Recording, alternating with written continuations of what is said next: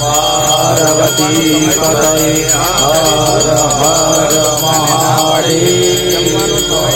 ક્યાંક તો જમવું જ પડશે ને, એટલે કીધું પ્રભુ તમારે દુર્યોધનને ત્યાં ભોજનમાં વાંધો હોય તો મારે ત્યાં ભોજન માટે પધારો। ભગવાને દ્રોણાચાર્યને ના પાડી। જો દ્રોણાચાર્ય બ્રાહ્મણ છે પણ કૌરવોને ત્યાં આ રાજકુમારોને ભણાવવા માટે દ્રોણાચાર્ય રહ્યા અને કૌરવોનું અન્ન ખાધું, એવો વિચાર આવ્યો કે આમને ત્યાં મારે જવું નથી। રાજકુમારોને શિક્ષા આપવા સામે ચાલીને દ્રોણાચાર્ય ગયા હતા। બ્રાહ્મણત્વના અધપતનનો આરંભ થયો એવો વિચાર કર્યો। ભગવાને આચાર્ય દ્રોણને પણ ના પાડી। ભગવાને મનમાં સંકલ્પ કર્યો હતો કે વિદુરજીને ત્યાં જ જઈશ। વિદુર અને સુલભા તો ઘેર આવ્યા હતા, ભગવાનનું સ્મરણ અને ચિંતન કરતા હતા। જેનું સ્મરણ કરે છે એ તો બહાર દરવાજા ઉપર આવીને ઊભા છે। શ્રી કૃષ્ણ કીર્તનમાં તન્મય થયા હતા, ભગવાન બહાર ઊભા છે।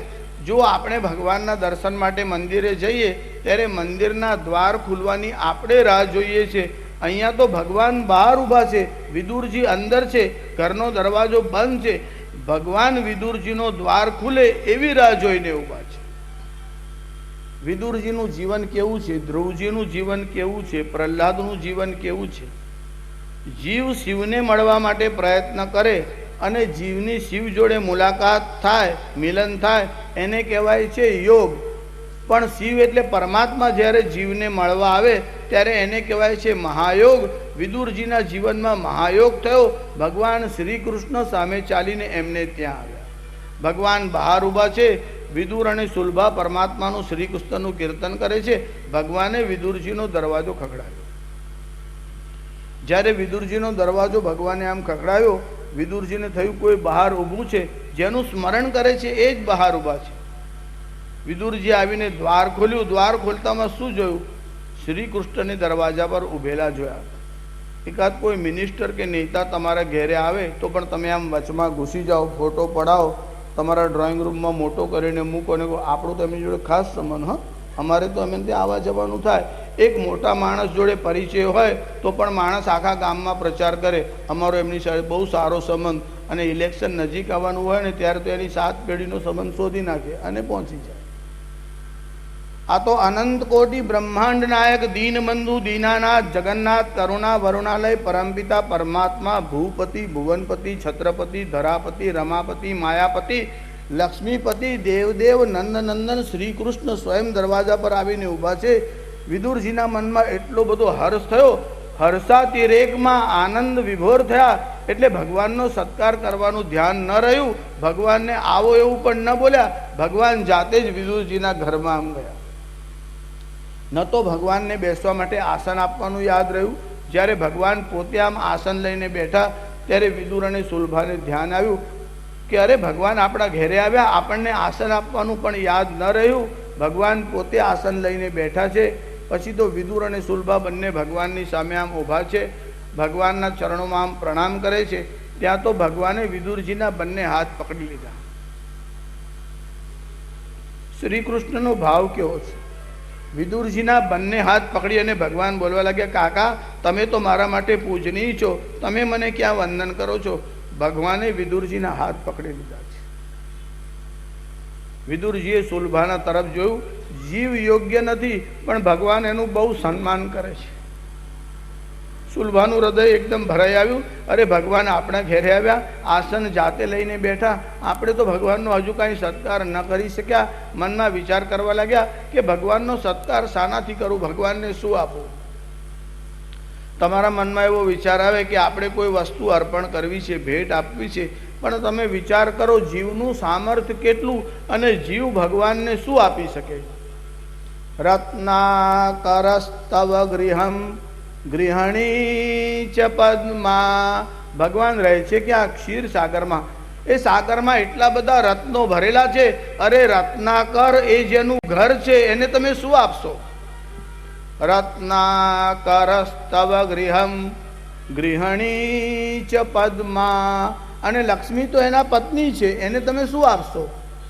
તો કહે છે રત્નાકર જેનું ઘર છે, ગૃહિણી ચ પદ્મા દેયમ કિમસ્તિ ભવતે જગદીશ્વરાય। હે જગદીશ્વર, હું તમને શું આપું?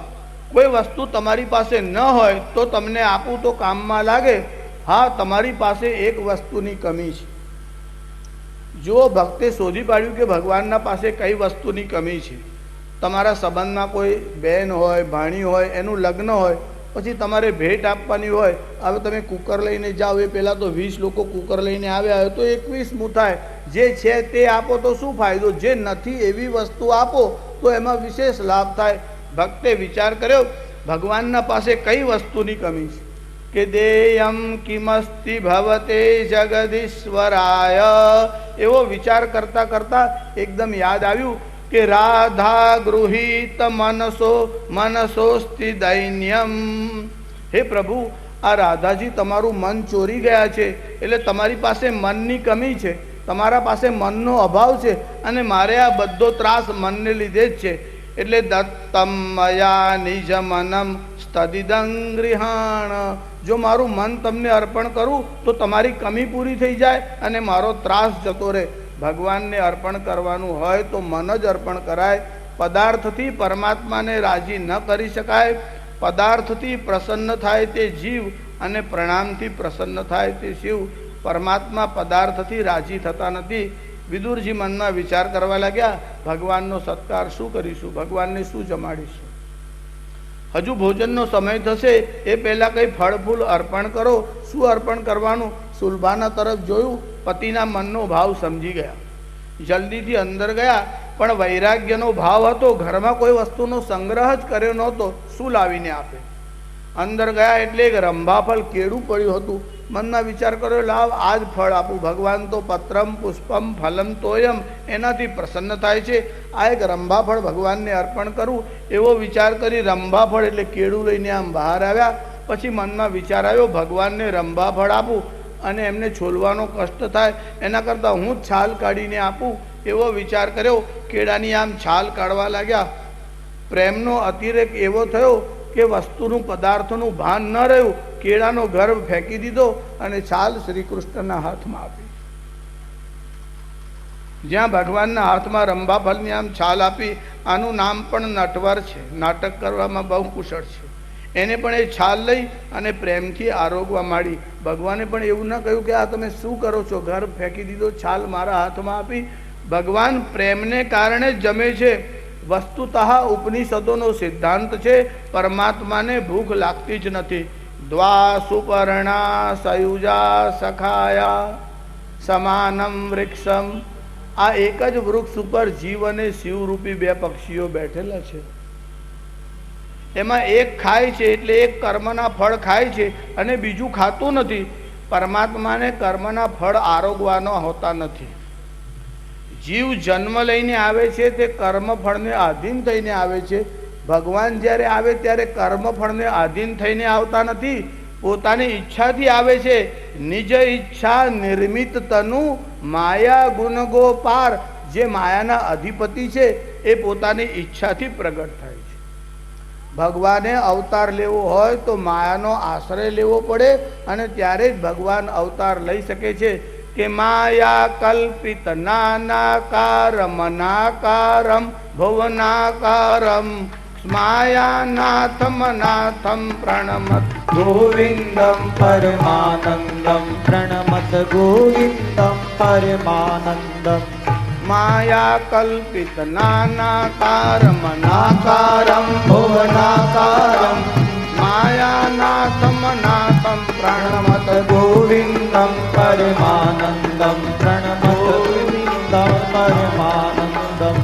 કાલમ કાલ કલાતીતમ કલિતાશેષમ કલિતો સગનમ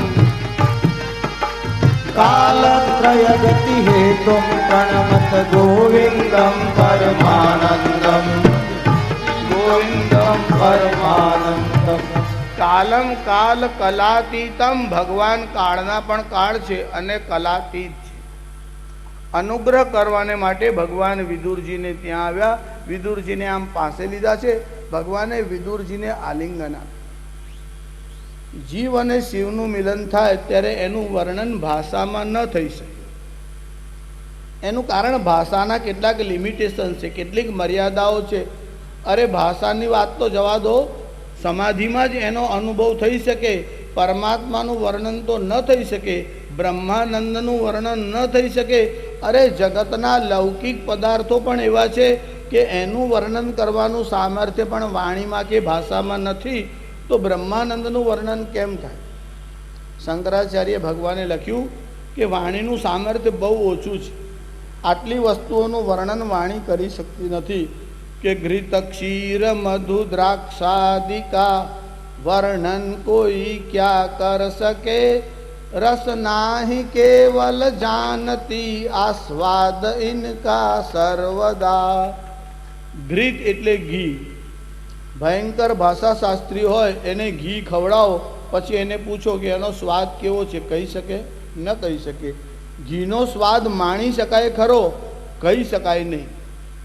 ઘૃત ક્ષીર મધુ દ્રાક્ષાદિકા, ઘી, દૂધ, મધ અને દ્રાક્ષ, આ ચાર વસ્તુનો આસ્વાદ જીભ લઈ શકે છે પણ કહી શકતી નથી. એમ બ્રહ્માનંદની અનુભૂતિ તો થઈ શકે પણ વાણીમાં એનું વર્ણન કરી શકાતું નથી. અમારે ત્યાં એકાદશ મુખ્ય ઉપનિષદોમાં તૈત્રીય ઉપનિષદ નામનું એક ઉપનિષદ છે, એમાં બ્રહ્માનંદ વલ્લી છે. એમાં બ્રહ્માનંદ કેવો થાય તેનું વર્ણન કર્યું છે.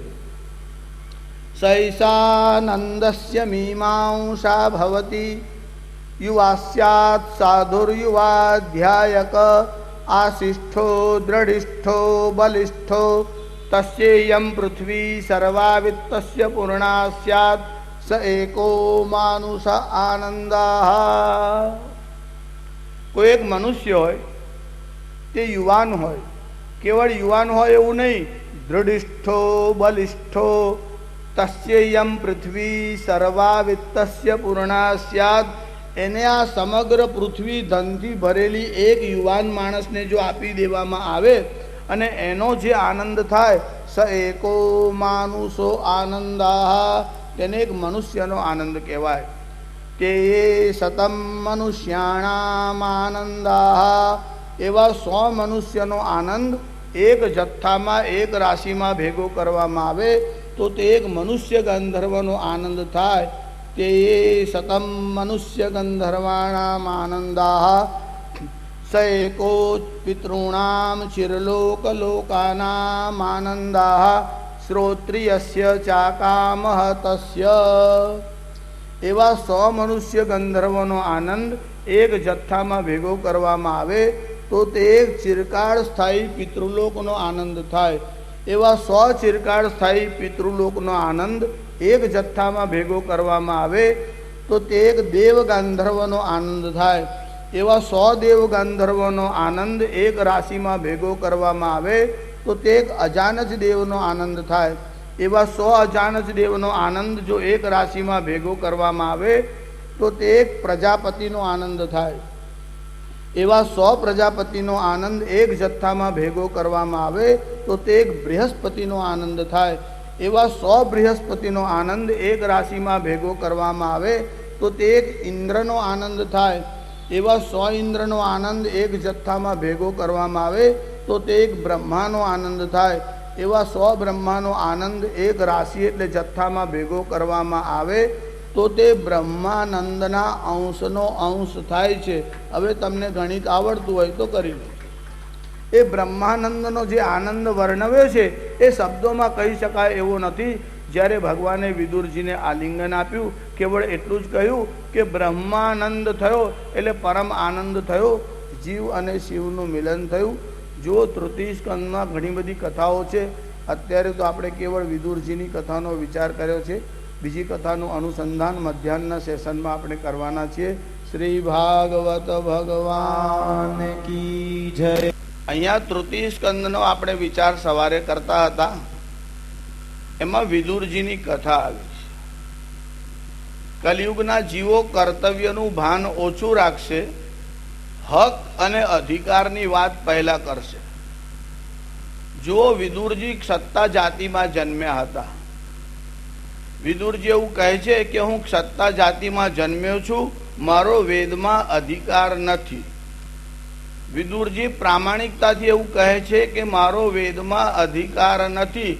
જો જેને વિદુર નીતિ આપી તે વિદુરજી આવું બોલે છે. આજકાલ બધા લોકોની ભાષા બદલાઈ છે. મારો અધિકાર કેમ નહીં, અમને હક કેમ નહીં, બધા હકની ભાષા બોલે છે, કર્તવ્યની ભાષા બોલતા નથી.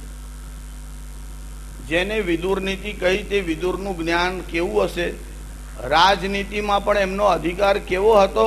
રાજાને પણ સલાહ આપી શકે એવું સામર્થ્ય વિદુરજીનું છે. ધૃતરાષ્ટ્રનું દુર્ભાગ્ય કે વિદુર જેવો મંત્રી મળ્યા પછી પણ સારું આચરણ ન કરી શક્યો, એ ધૃતરાષ્ટ્રનું દુર્ભાગ્ય છે.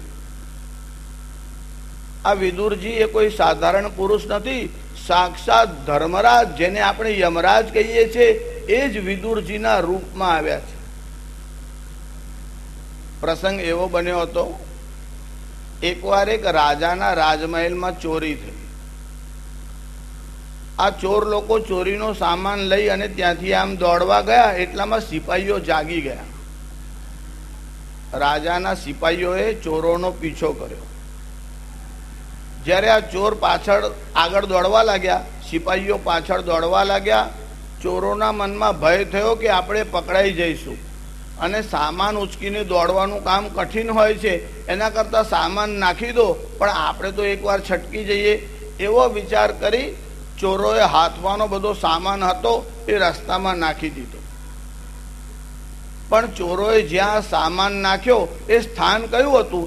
એ માંડવ્ય ઋષિનો આશ્રમ હતો. અને માંડવ્ય ઋષિના આશ્રમ પાસે આ બધો સામાન નાખી દીધો. પાછળથી રાજાના સિપાહીઓ આવ્યા, ચોર તો ભાગી ગયા પણ સામાન ઋષિના આશ્રમમાં હતો. રાજાના સિપાહીઓ એવું સમજ્યા કે આ ઋષિએ જ ચોરી કરી છે, અને રાજાના સિપાહીઓ ઋષિને પકડી અને રાજ દરબારમાં લઈ આવ્યા. ઋષિને પૂછ્યું પણ નહીં, ઋષિની વાત પણ ન સાંભળી, અને ચોર સમજીને રાજ દરબારમાં લઈ આવ્યા. રાજાની સામે ઊભા રાખવામાં આવ્યા. રાજાએ પણ વિચાર કર્યા વગર નિર્ણય આપ્યો. જે રાજા હોય, જે ન્યાયાધીશ હોય, જે શાસન કરવા વાળો માણસ હોય, એના કાન બંને ખુલ્લા હોય. એટલું જ નહીં, ગણેશજીના જેવા કાન હોય. ગણેશના કાન બહુ મોટા હોય છે. તમે જોયું છે, બધા પ્રાણીઓમાં હાથીના કાન બહુ મોટા હોય છે. કાન મોટા હોવાનો અર્થ એવો છે, જે રાષ્ટ્રાધ્યક્ષ હોય એ બધાની વાત સાંભળી શકે એવો હોવો જોઈએ. એટલે આપણે ત્યાં રાષ્ટ્રાધ્યક્ષ શબ્દ વપરાય છે. પછી પાછળથી લોકોએ રાષ્ટ્રપતિ અને રાષ્ટ્રપિતા આ બે શબ્દનો પ્રયોગ કરવા માંડ્યો. વસ્તુતઃ રાષ્ટ્રનો કોઈ પતિ ન હોઈ શકે અને રાષ્ટ્રનો કોઈ પિતા ન હોઈ શકે. શું રાષ્ટ્રનો જન્મ કોઈ અમુક દિવસે થયો? પિતાનો જન્મ પહેલા થાય કે પુત્રનો જન્મ પહેલા થાય? આ રાષ્ટ્રનો જન્મ કેટલા વર્ષથી છે જરા વિચાર તો કરો. અરે રાષ્ટ્રના વિષયમાં આખા વિશ્વમાં કોઈએ સૌથી પહેલા રાષ્ટ્રની કલ્પના આપી હોય અને એ રાષ્ટ્ર કેવું હોવું જોઈએ તો અમારા વૈદિક ઋષિઓએ આ કલ્પના આપી છે. રાષ્ટ્રના વિષયમાં કલ્પના આપી નહીં, રાષ્ટ્રમાં અનુશાસન કેવા પ્રકારનું હોય અને શાસનના કેટલા પ્રકારો છે એનો વિચાર પણ અમારા ઋષિઓએ કર્યો છે. તમે શ્રી સૂક્તમનો પાઠ કરતા હો તો એમાં એવું આવે છે, પ્રાદુર્ભૂતો સુરાષ્ટ્રેસ્મિન, પ્રાદુર્ભૂતો સુરાષ્ટ્રેસ્મિન, હું આ સુરાષ્ટ્રમાં જન્મ્યો છું. જો ભારતમાં તમારો જન્મ થયો તે દુર્લભ વાત છે. કેટલાકને વિદેશોનું ભૂત બહુ સવાર છે. કોઈ વસ્તુ વિદેશમાં સારી હોય તો સ્વીકાર કરવામાં આપત્તિ નથી, પણ ભારતનું છે માટે બધું જ નકામું છે અને વિદેશથી આવે તે બધું સારું છે, આવી સમજણ ખોટી સમજણ છે. અમારે ત્યાં રાષ્ટ્રના સંબંધી આટલો બધો વિચાર કરવામાં આવ્યો. તમારો જન્મ ભારતમાં થયો એ તમારા પુણ્યનું પરિણામ છે. દુર્લભમ ભારતે જન્મ દુર્લભમ શિવ પૂજનમ. ભારતમાં જન્મ થાય તે દુર્લભ વાત છે. આ વિશ્વ બહુ મોટું છે. આ પૃથ્વીનો ડાયામીટર 12,700 કિલોમીટર છે. આગળ પંચમ સ્કંદમાં ખગોળ, ભૂગોળ, દૃગ્ગોળ, નક્ષત્ર ગોળ આ બધાનો વિચાર આવશે. તેમાં એસ્ટ્રોલોજી, એસ્ટ્રોનોમી આ બધા સબ્જેક્ટ આવશે. આ પૃથ્વીનો ડાયામીટર આટલો બધો મોટો છે. આ વિશ્વ બહુ મોટું છે. છતાં બ્રહ્માંડની તુલનામાં આ વિશ્વ બહુ નાનું છે. જો નાનું અને મોટું, જાડું અને પાતળું, ધની અને દરિદ્ર, આ બધી રિલેટિવ ટર્મ્સ છે. એટલે કોઈની સરખામણીમાં કોઈ મોટો છે પણ કોઈકની સરખામણીમાં કોઈ નાનો છે, એને રિલેટિવ ટર્મ કહેવાય છે. ત્યારે દુર્લભમ ભારતે જન્મ, ભારતમાં જન્મ થાય તે દુર્લભ વાત છે. દુર્લભમ શિવ પૂજનમ, એક તો આ શ્રાવણ માસ છે અને એમાં શિવના પૂજનનો યોગ થાય એ બહુ દુર્લભ વાત છે. ઘણાક લોકો આવું માને છે, સમજે છે કે આપણે ભાગવતજીનું શ્રવણ કરીએ અથવા દ્વાદશાક્ષર મંત્ર કે અષ્ટાક્ષર મંત્ર બોલીએ પછી શિવનું નામ ન લેવાય, અને શિવનું નામ લઈએ તો અન્યાશ્રય દોષ થાય. ભાગવતજીના ચતુર્થ સ્કંદમાં જ શિવજીનું ચરિત્ર આવશે. આગળ તમને એ કથા કહું છું. પણ શ્રાવણ માસમાં શિવનું પૂજન થાય એ અતિ પુણ્યનું પરિણામ છે. ત્યારે આપણો ભારતમાં જન્મ થયો તે દુર્લભ વાત છે. આ રાજા જે હતો એની પાસે માંડવ્ય નામના ઋષિને લાવવામાં આવ્યા. રાજાએ વિચાર ન કર્યો અને નિર્ણય આપ્યો કે આ ઋષિના આશ્રમમાંથી ચોરીનો સામાન મળ્યો, એટલે રેડ હેન્ડ પકડાયા છે, એમને ત્યાંથી સામાન પ્રાપ્ત થયો છે. રાજાએ કહ્યું આ ઋષિને સૂલી ઉપર ચડાવો. રાજાજ્ઞા થઈ એટલે સેવકો આવ્યા, માંડવ્ય નામના ઋષિને સૂલી ઉપર ચડાવવામાં આવ્યા. જો માંડવ્ય ઋષિને સૂલી પર ચડાવવામાં આવ્યા ત્યારે આ માંડવ્ય નામના ઋષિ ગાયત્રી મંત્રનો જપ કરતા હતા. ગાન કરનારનું ત્રાણ કરે, રક્ષા કરે એટલે એને ગાયત્રી કહેવાય છે. ગયાન પ્રાણાન, ગયાન શબ્દનો એક અર્થ થાય છે પ્રાણ, જે તમારા પ્રાણોની રક્ષા કરે છે. અને જેનું મનન કરાય છે અથવા તો ગાયત્રીનું જે મનન કરે છે તેનું ત્રાણ એટલે રક્ષા કરે છે, માટે એનું નામ મંત્ર છે. અને વેદોમાં આટલા બધા મંત્ર હોવા છતાં બે મહામંત્ર છે. એક ગાયત્રીનો મંત્ર છે, એ મહામંત્ર છે, અને બીજો મહામૃત્યુંજય. આ બંને મહામંત્ર છે. એકના દૃષ્ટા વિશ્વામિત્ર નામના ઋષિ છે, બીજાના દૃષ્ટા વશિષ્ઠ નામના ઋષિ છે. ગાયત્રી મંત્રના દૃષ્ટા ઋષિ વિશ્વામિત્ર છે. મહામૃત્યુંજય મંત્રના દૃષ્ટા ભગવાન વશિષ્ઠ છે. આ ગાયત્રી મંત્રનો જપ કરતા હતા, એનું પરિણામ એવું આવ્યું કે મંત્રના પ્રભાવથી સૂલી પર ચડાવ્યા છતાં ઋષિનું મરણ ન થયું, પ્રાણ ન નીકળ્યો, ઋષિની રક્ષા થઈ. આજકાલ લોકો મંત્રનો દુરુપયોગ પણ કરવા લાગ્યા છે.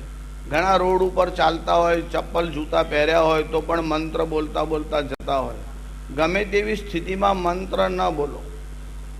જો નામ મંત્ર બોલશો તો દોષ નથી. નામ મંત્ર એટલે રામ રામ રામ એવું તમારે બોલવું હોય. જે પરમાત્માના નામ છે એનો ઉચ્ચારણ કરો તો દોષ નથી, પણ વેદ મંત્ર માટે નિયમ પાડવા આવશ્યક છે. નામ મંત્રમાં શ્રદ્ધા મુખ્ય છે. વેદ મંત્રમાં કેવળ શ્રદ્ધા ન ચાલે. વેદ મંત્ર બોલવાનો હોય તો સમજણ જોઈએ, શ્રદ્ધા જોઈએ અને શુદ્ધિ જોઈએ. આ ત્રણ વાત હોય તો જ તમને વેદ મંત્રનો અધિકાર અને વેદ મંત્રનું ફળ મળે છે. આજકાલ ગમે તેવી સ્થિતિમાં અને ગમે તેવા ઉચ્ચારણમાં લોકો મંત્રનો પાઠ કરતા હોય છે. અશુદ્ધમ પુસ્તકમ શત્રુ, પુસ્તક અશુદ્ધ હોય તો શત્રુ છે. મૂર્ખ પુત્ર હોય તો તે એ પણ શત્રુ જ કહેવાય છે. ભાર્યા રૂપવતી શત્રુ, પત્ની રૂપાળી હોય પણ આજ્ઞાંકિત ના હોય તો એ શત્રુ છે. ભૃત્યશ્ચોત્તરદાયક, તમારો નોકર કે તમારા હાથ નીચેનો માણસ જો તમને સામે જવાબ આપે તો એ પણ અશુભ છે, એ ખોટી વાત છે. એવું ન થવું જોઈએ, એટલી મર્યાદાનું પાલન આવશ્યક છે. મંત્રના પ્રભાવથી ઋષિની રક્ષા થઈ. હવે ઋષિને જ્યારે સૂલી ઉપર લટકાવ્યા હતા ત્યારે એક ઘટના બની. એ ઘટના અન્ય અન્ય પુરાણોમાં છે. એમાં પાતિવ્રત ધર્મનો મહિમા બતાવ્યો છે કે કૌશિક નામનો એક બ્રાહ્મણ હતો. એની પત્ની પાતિવ્રત ધર્મનું પાલન કરતી હતી. આ કૌશિક નામનો બ્રાહ્મણ આચારનો સારો નહોતો. એટલું જ નહીં, ચારિત્રથી ભ્રષ્ટ હતો. એને બીમારી પણ બહુ ભયાનક હતી. એકવાર એના ઘર પાસેથી એક ગણિકા રૂપ જીવિકા આમ પસાર થઈ. આ કૌશિક નામના બ્રાહ્મણે પેલી ગણિકાને જોઈ એના મનમાં પાપ બુદ્ધિથી ખોટો વિચાર આવ્યો, આ ગણિકા બહુ દેખાવડી છે, હું એનો ઉપભોગ કરું, આવો વિચાર આ બ્રાહ્મણના મનમાં આવ્યો. એટલે એને પોતાની પત્નીને કહ્યું, આ ગણિકાને મળવાની મારી ઈચ્છા છે. એની પત્નીએ કહ્યું, તમને પૂર્વના પુણ્યથી બ્રાહ્મણનું શરીર મળ્યું છે, તમે આવો વિચાર કરો તો સારું નહીં. વળી જો તમે આ ગણિકાની પાછળ જવાનો વિચાર કરો તો સમાજમાં તમારી બદનામી પણ થશે. જો તમારે જવું હોય તો એક કામ કરો, સંધ્યાકાળ પછી જાઓ તો કમસે કમ લોકોમાં તો તમારી પ્રતિષ્ઠા રહે. એનો અર્થ એવો ન સમજો કે પત્નીએ પતિને ખોટા કામ માટે સમર્થન આપવું. એ જીદ જ કરે, ન માને તો પ્રતિષ્ઠાનો વિચાર કરવો. સામાજિક પ્રતિષ્ઠા પણ આવશ્યક છે. એને કહ્યું, સંધ્યાકાળ પછી હું તમને લઈ જઈશ. કેમ હું લઈ જઈશ એવું કહ્યું? એનું કારણ કે આ કૌશિક નામનો બ્રાહ્મણ પગથી અપાઈ જતો, ચાલી શકે એવી સ્થિતિમાં નહોતો. ત્યારે એની પત્નીએ પતિની ઈચ્છા પૂર્તિને માટે એના પતિને આમ ખભા ઉપર બેસાડ્યો અને ગણિકા પાસે લઈ જવા માટે આમ નીકળી. ત્યારે સંધ્યાકાળનો સમય હતો, અંધારું થવા આવ્યું હતું. પતિને ખભા પર બેસાડીને આમ જતી હતી ત્યારે માંડવ્ય ઋષિને જ્યાં સૂલી પર ચડાવ્યા એ સૂલી પણ એ માર્ગમાં પડતી હતી. આ સ્ત્રી ત્યાંથી આમ પસાર થઈ, અંધારામાં એને સૂલી દેખાઈ નહીં. માંડવ્ય ઋષિ સૂલીની ઉપર હતા, એના પતિને ખભા પર બેસાડેલો હતો, પાસેથી આમ પસાર થઈ. એટલે આ એના પતિ એટલે કૌશિક બ્રાહ્મણનો જે ખભો છે એ પેલી સૂળી સાથે આમ અથડાયો. એટલે સૂળી આમ હાલી અને હાલવાથી ઋષિને પીડા થઈ. ઋષિને પીડા થઈ એટલે ઋષિએ કીધું કે આ મને કોને ઠોકર મારી છે? જેને આ સૂળી હલાવી છે અને મને પીડા આપી છે એના પતિનું સવારે મરણ થશે. હવે એને શાપ આપ્યો. ઋષિનો શાપ એટલે વ્યર્થ જાય નહીં. હવે આ પાતિવ્રત ધર્મનું પાલન કરવા વાળી સ્ત્રી હતી. આજકાલ તો પહેલા તો રામાયણમાં એક જ મંત્રા હતી, હવે તો તમે સિરિયલોમાં બધી બહુ મંત્રાઓને જુઓ છો. એ કાયમ ઉપદેશ આપવા માટે 8 વાગ્યા પછી આવે અને ઘરમાં સ્ત્રીઓને આવું સમજાવે છે કે પત્ની પતિને શા માટે પ્રણામ કરે, પતિ કેમ પત્નીને પ્રણામ ના કરે. મેં તમને ગઈકાલે પણ થોડીક વસ્તુઓ કહી હતી. ભારતમાં મેલ અને ફિમેલ એટલે સ્ત્રી અને પુરુષનો વિચાર ભારતીય લોકોએ કર્યો છે એવો વિશ્વમાં કોઈએ કર્યો નથી, એવું યાદ રાખો. અમારે ત્યાં સ્ત્રી છે પુરુષ છે એવો વિચાર કરીને પ્રણામ કરાતા નથી. અમારે ત્યાં પદ પ્રતિષ્ઠા અને તપનો વિચાર કરવામાં આવે છે. જો મોટી બહેન અને નાનો ભાઈ હોય તો નાનો ભાઈ મોટી બહેનને પ્રણામ કરે ત્યારે એ એવો વિચાર ન કરે કે આ સ્ત્રી છે મારાથી પ્રણામ કરાય કે ન કરાય. એવી રીતે પુત્ર એની માતાને પ્રણામ કરે. પુત્ર કલેક્ટર હોય કે મિનિસ્ટર હોય અને એની મા અભણ હોય તો પણ માતૃદેવો ભવ એની માતાને પ્રણામ કરે છે. એના મનમાં એવો વિચાર ન આવે આ સ્ત્રી છે મારાથી વિવાહ પ્રણામ થાય કે ન થાય, આવો વિચાર ન કરે. વિદેશી લોકોનો પ્રભાવ વધ્યા પછી સરખે સરખા અધિકારના બહાને આ સાંસારિક ક્લેશ ઊભા થયા અને સ્ત્રીઓ માટેનો જે આદર હતો તે ખલાસ થયો. કેટલાક પોતાને બહુ બુદ્ધિમાન સમજે છે. આ સૃષ્ટિમાં સૌથી પહેલું સંવિધાન એટલે કોન્સ્ટિટ્યુશન આપનાર ભગવાન મનુ છે. એ લો ગીવર છે. તમે બધા તો કાયદાને થોડો ઘણો જાણવા વાળા છો અથવા થોડું ઘણું પાલન કરવા વાળા છો, તે પણ બુદ્ધિથી નહીં, ભયને કારણે. જો કાયદાનું પાલન ન કરીશું તો સજા થશે, દંડ થશે, એવા ભયથી તમે કાયદાને આધીન થઈને ચાલો છો. એટલે રાત્રે 10 વાગ્યા હોય અને કોન્સ્ટેબલ 4 રસ્તા પર ઊભો હોય તો તમારી ગાડી સીધી જાય, પણ 11 વાગ્યા પછી જો કોન્સ્ટેબલ ન હોય તો રોંગ સાઈડમાંથી ગાડી કાઢીને નીકળી જાય. એનું કારણ હવે કોઈ જોનાર નથી. મનુષ્ય પાપથી બીતો નથી, પાપ કરતા કોઈ જોઈ જાય એનાથી બીવે છે. આ કૌશિક બ્રાહ્મણને આવો શાપ આપ્યો કે સૂર્યોદય થતા જ આનું મરણ થશે. હવે આ જે કૌશિક બ્રાહ્મણની પત્ની હતી એનું નામ સાંડિલીની હતું. પાતિવ્રત ધર્મનો પ્રભાવ બહુ ભારે હોય છે. આ સાંડિલીનીએ સૂર્યનારાયણને પ્રાર્થના કરી, જો તમારો ઉદય થશે તો મારા પતિનું મરણ થશે. એક કામ કરો, સવારે તમારો ઉદય ન થાય એવું કરો.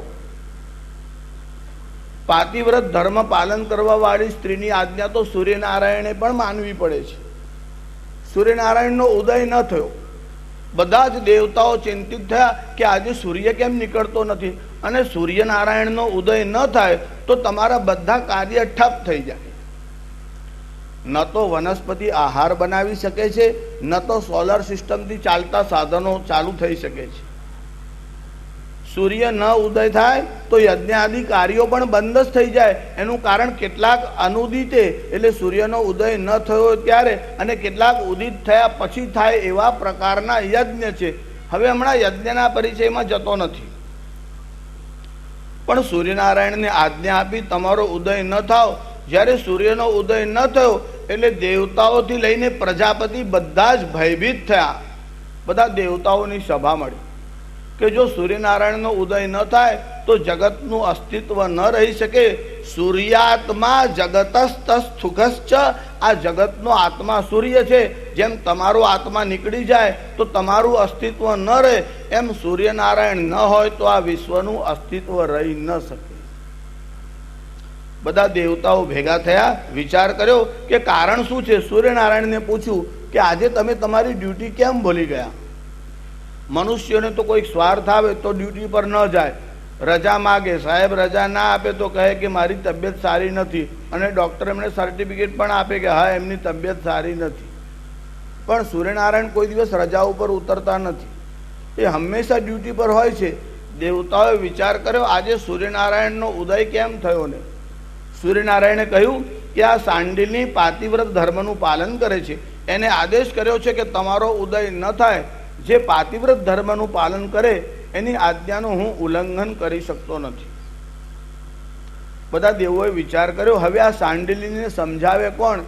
ત્યારે એની એક સહેલી એટલે બહેનપણી હતી, એનું નામ છે અનસૂયા. આગળ ચતુર્થ સ્કંદના આરંભમાં જ અનસૂયા અને અત્રિની કથા આવશે. જો અનસૂયા એને સમજાવે તો એ માની જાય અને સૂર્યનો ઉદય થાય. દેવતાઓ અનસૂયા પાસે ગયા, કીધું આ તારી સહેલીને સમજાવ અને સૂર્યનારાયણને આજ્ઞા આપે કે ઉદય થાય. અનસૂયા સાંડિલીની પાસે ગયા, કીધું કે સખી તારી એક આજ્ઞાને કારણે આખા વિશ્વનું નુકસાન થાય છે, તું સૂર્યનારાયણને આજ્ઞા આપ કે ઉદય થાય. આને કીધું તારી એવી ઈચ્છા છે કે હું વિધવા થઉં, મારા પતિનું મરણ થાય, જો હું સૂર્યનારાયણને આજ્ઞા આપીશ તો મારા પતિનું મરણ થશે. અનસૂયાએ કીધું કે એની ચિંતા તું કરીશ નહીં, એકવાર તું સૂર્યનારાયણને આજ્ઞા આપ કે ઉદિત થાય, તારા પતિનું મરણ નહીં થાય, એની જવાબદારી મારી છે. અનસૂયાના વચનમાં એને વિશ્વાસ હતો, એટલે સૂર્યનારાયણને આજ્ઞા આપી કે તમે ઉદય થાવ. અને સૂર્યનારાયણનો ઉદય થયો, અને જ્યાં સૂર્યનો ઉદય થયો તે જ ક્ષણે આ કૌશિક નામના બ્રાહ્મણનો પ્રાણ નીકળી ગયો અને એનું ડેડ બોડી આમ ભૂમિના ઉપર પડ્યું. એટલે એને પોતાની સહેલી અનસૂયાને કહ્યું કે તારા ભરોસે મેં સૂર્યનારાયણને આજ્ઞા આપી, મારા પતિનું મરણ થયું છે, હવે કઈ ઉપાય કર. એટલે અનસૂયા માતાએ હાથમાં આમ જળ લીધું, જળ લઈ અને જળનું દેવતાઓનું સ્મરણ કરી અભિમંત્રિત કર્યું અને દેવતાઓને પ્રાર્થના કરી. દેવતાઓને એવી પ્રાર્થના કરી કે મેં મારા જીવન દરમિયાન મનથી, વાણીથી કે શરીરથી પતિ સિવાય કોઈ પુરુષનું ચિંતન ન કર્યું હોય તો આનો પતિ કૌશિક બ્રાહ્મણ જીવિત થાય. એટલું બોલીને જ્યાં જળ નાખ્યું એમાં કોઈ માણસ ઊંઘમાંથી ઉઠે એવી રીતે આ કૌશિક બ્રાહ્મણ આમ બેઠો હતો. પાતિવ્રત ધર્મનો આવો પ્રભાવ છે. સિરિયલોમાં આવું બોલવાનું નહીં, એનું કારણ એવું બોલે તો વિદેશી કલ્ચરમાં માનવાવાળા લોકોનું શું થાય? તમે રહો છો ભારતમાં, પણ તમારા ટીવી ઉપર તમારો અધિકાર નથી. તમારું કલ્ચર કેમ નષ્ટ થાય એવા ઉપાય કરવામાં આવે છે. જરા સૂક્ષ્મ બુદ્ધિથી વિચાર કરો, આનું હેન્ડલિંગ કોણ કરે છે? આના ઉપર પ્રભુત્વ પ્રભાવ કોનું છે? જો જનતા સાવધાન હોય તો આ લોકો આવું કરી ન શકે. તમારી જે માન્યતાઓ છે, તમારી જે આસ્થા છે, તેને તોડવાના પ્રયત્ન ટીવી દ્વારા થાય, ન્યૂઝપેપર દ્વારા થાય. એટલું જ નહીં, પ્રચાર પ્રસારના જે સાધનો છે એમાં તમારી આસ્થાને ઠેસ પહોંચે. કોઈ દિવસ મૂર્તિ પૂજા વિશે કોઈ બોલવા લાગે, કોઈને શ્રાદ્ધ માટે બોલવાનો વિચાર આવે, કોઈને અવતાર માટે બોલવાનો વિચાર આવે, કોઈને સ્ત્રીઓ માટે બોલવાનો વિચાર આવે, કોઈને પુનર્જન્મ માટે બોલવાનો વિચાર આવે, કોઈને યજ્ઞમાં આ બધું ઘી હોમવામાં આવે છે, તે બરબાદ કરવામાં આવે છે, માટે આ ખોટું છે અને એને બદલે સમાજ અને ગરીબોની સેવા કરો આવું કહેવામાં આવે. જો તમે સમાજની સેવા કરો તો એ ખોટી વાત નથી. ભૂખ્યાને અન્ન આપો તે ના જ નથી, તે તમને ધર્મશાસ્ત્ર જ શીખવાડે છે. પણ જો તમારા હૃદયમાં કોઈની સેવા કરવાનો વિચાર આવે પણ તમારા હૃદયમાં ભક્તિનો ભાવ જાગૃત ન થયો હોય તો શું થાય? સમજો એક માણસ દાન કરે છે પણ ભક્તિ કરતો નથી, તો એ દાનનું પરિણામ શું આવે? જે ધનનું દાન કરે છે એને બીજા જન્મમાં ધની માણસને ત્યાં જન્મ મળે છે. તમે સારા કર્મ કરો એનું પરિણામ સારું આવે. હવે તમે દાન કરો તો તમે ધનવાન પરિવારમાં જન્મો છો, પણ તમે ભક્તિ કરો તો જ તમારું બૌદ્ધિક ડેવલપમેન્ટ થાય, નહીતર બૌદ્ધિક વિકાસ ન થાય. ધન મળે પણ બૌદ્ધિક વિકાસ ન થાય. એટલે તમે ઘણીવાર એવું જોતા હશો કે કરોડપતિ માણસ હોય પણ એના ઘરે જે બાળક આવે તે મંગોલિયન ચાઇલ્ડ હોય, એને બૌદ્ધિક વિકાસ થતો નથી. એનું કારણ શું? ધનનું દાન તો કર્યું, સમાજની સેવા તો કરી, પણ ભક્તિ સંબંધી વિકાસ ન થયો, તેનું આ દુષ્પરિણામ થયું. શ્રી રામચંદ્ર ભગવાન. અહીંયા થોડી વગર કારણે અવર જવર ન થાય એવું ધ્યાન સ્વયંસેવકો રાખો. કોઈ આવશ્યક હોય તો ભલે ઉપયોગ કરાય, બાકી વિક્ષેપ થાય એવું ન કરો. જ્યારે તમે આમ પાણી પીતા હોય કે જ્યુસ પીતા હોય, કોઈ છોકરાને બહુ પ્રેમ આવે ને દાદા દાદા કરીને આમ બાજવા જાય અને રસનો પ્યાલો છટકે તો નાકમાં જાય, મોઢામાં જાય. એમ કથાનો પણ એક રસ હોય છે. વક્તા જ્યારે બોલે ત્યારે એમાંથી અમૃતનો રસ ઝરે છે. પછી કોઈ વિક્ષેપ કરે એટલે એમાં પણ વિક્ષેપ થતો જ હોય છે. એટલે આપણે જરા સાવધાનીથી વ્યવહાર રાખતા જઈએ. ભાગવત ભગવાન કી. આ માંડવ્ય ઋષિ જે છે એને સૂલી પર ચડાવવામાં આવ્યા, મરણ ન થયું. રાજાના મનમાં હવે ભય થયો કે આ કોઈ પવિત્ર આત્મા છે, એનું મરણ થતું નથી, ત્યારે આ કોઈ તપસ્વી જીવ છે, મારે પ્રાયશ્ચિત્ત કરવું જોઈએ. રાજાએ સેવકોને કીધું કે ઋષિને નીચે ઉતારો. ઋષિને નીચે ઉતાર્યા. હવે રાજા ભયને કારણે ધ્રુજવા લાગ્યો, ઋષિની સામે હાથ જોડીને ઊભો રહ્યો. રાજાએ કીધું, મને ક્ષમા કરો, હું આપને ઓળખી ન શક્યો, મેં ઉતાવળમાં આપને આ દંડ કર્યો છે, મને ક્ષમા કરો. ઋષિએ કહ્યું, રાજા હું તને તો માફ કરીશ, પણ હું ધર્મરાજને માફ નહીં કરું. કોઈ જીવ ધર્મના આસન ઉપર બેઠો હોય અને ભૂલથી અન્યાય કરી નાખે તો એને ક્ષમા કરાય અથવા એને દંડ થાય, પણ આ ધર્મરાજ જેવો માણસ ભૂલ કરે એવું કેવી રીતે ચાલે? રાજા હું તને માફ કરીશ પણ ધર્મરાજને માફ નહીં કરું. આવું કહી અને માંડવ્ય ઋષિ યમરાજના જ્યાં સ્થાન છે ત્યાં ગયા, એટલે યમપુરીમાં ગયા. જ્યાં યમપુરીમાં માંડવ્ય ઋષિનો પ્રવેશ થયો, યમરાજ પોતાના આસન ઉપર બેઠેલા હતા. ઋષિને જોતા જ પોતાના આસન ઉપરથી આમ ઊભા થયા, ઋષિને આમ પ્રણામ કર્યા અને યમરાજ બોલવા લાગ્યા, કથમ ઈમામ ભૂમિમ અનુપ્રાપ્તો મહાભાગ આગમ્યતામ આસ્યતામ અનુભૂયતામ અતિથિ સત્કાર ઇતિ. તમે મારી યમપુરીમાં આવ્યા, ખરેખર મારું ભાગ્ય છે. યમપુરીમાં મોટે ભાગે અશુભ કર્મ કરવાવાળા લોકો જ વધારે આવે છે. તમારા જેવા કોઈ ઋષિ આ યમપુરીમાં આવ્યા, હું આજે પાવન થયો છું. બોલો આપની શું ઈચ્છા છે? મારી એવી ઈચ્છા છે, યમરાજે કહ્યું, તમે અહીંયા રહો, હું આપનો સત્કાર કરું.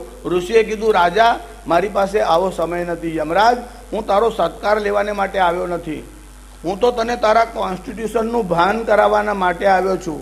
મારે જરા જેમ અહીંયા આપણે ત્યાં આઈપીસીનો ઉપયોગ થાય છે ને, ઇન્ડિયન પિનલ કોડનો, એવી રીતે યમરાજને માટે પણ કેટલાક નિયમો છે અને કેવા કર્મ કરેલા અને કેવી સજા કરવી એનું બંધારણ આપણે ત્યાં બનાવવામાં આવેલું છે.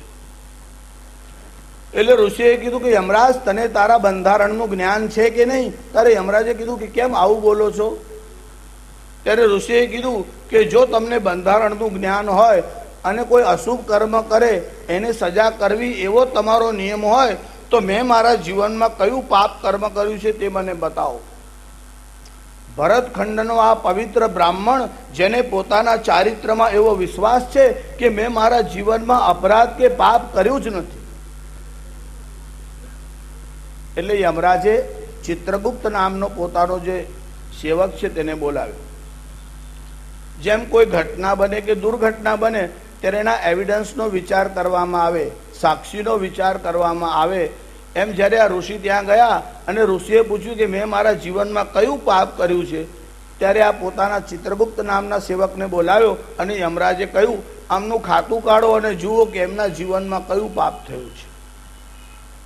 એટલે આ ચિત્રગુપ્ત આવ્યો અને એમને બધાના કર્મના જે હિસાબ રાખતા હોય છે એમાં માંડવ્ય ઋષિનું જે જન્મનો હિસાબ છે તે આમ કાઢ્યો. એટલે આ ચિત્રગુપ્ત યમરાજને કહેવા લાગ્યો કે ઋષિના જીવનમાં એક પાપ થયું છે. બોલો શું પાપ થયું?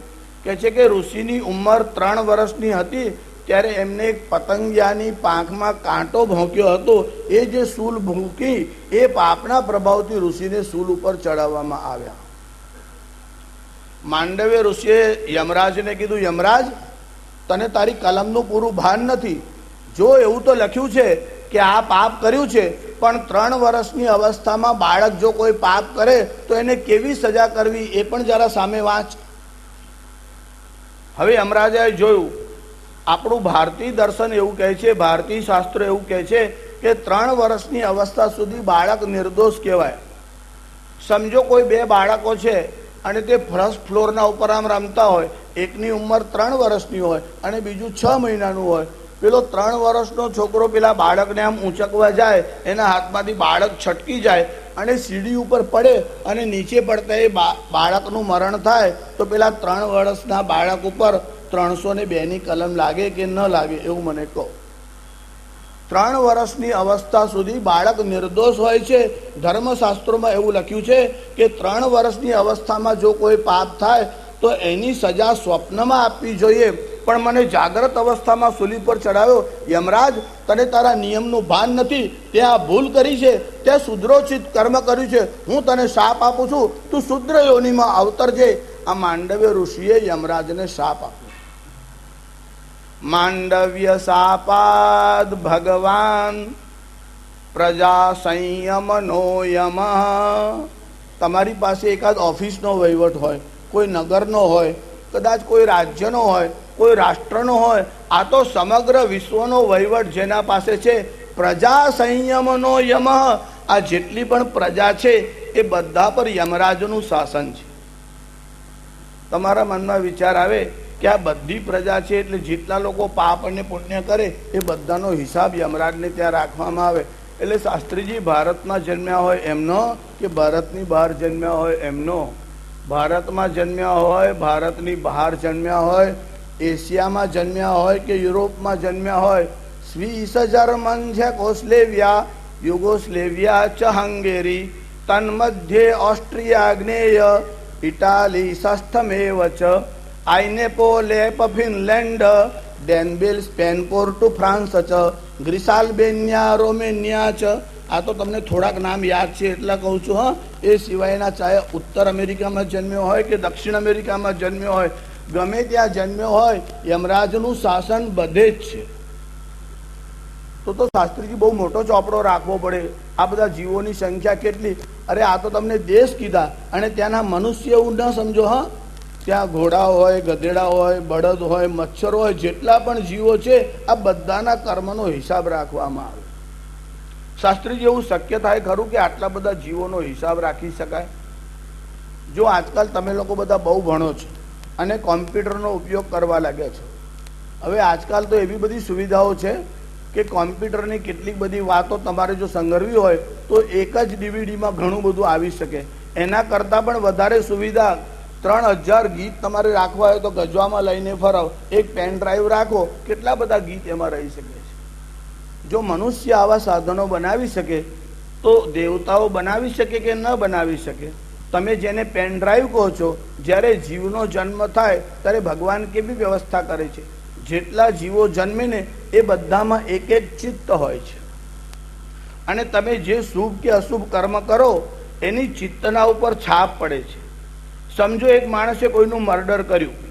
હવે મર્ડર કર્યા પછી એના એવિડન્સ એ મિટાવી દે એવું બની શકે, એના પુરાવો નષ્ટ કરી દે એવું બની શકે અને કદાચ કોર્ટમાંથી બચી જાય એવું પણ થાય.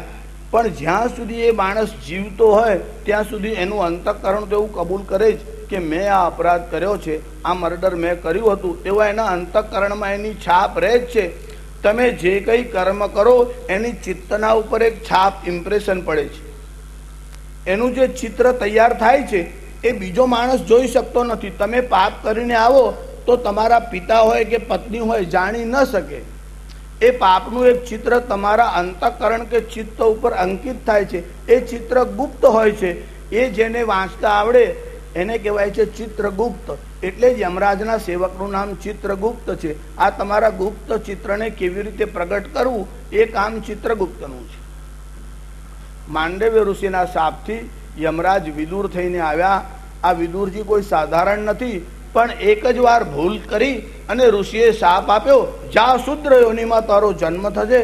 અને આ વિદુરજી ક્ષત્રિય જાતિમાં જન્મ લઈને આવ્યા. વિદુરજી દાસી પુત્ર છે. એ વિદુરજીની કથા મેં આપને સવારે કહી હતી. જરા 1 મિનિટ કીર્તન કરીએ અને પછી આગળના પ્રસંગનું અનુસંધાન કરીએ. શ્રી બાલકૃષ્ણ લાલ કી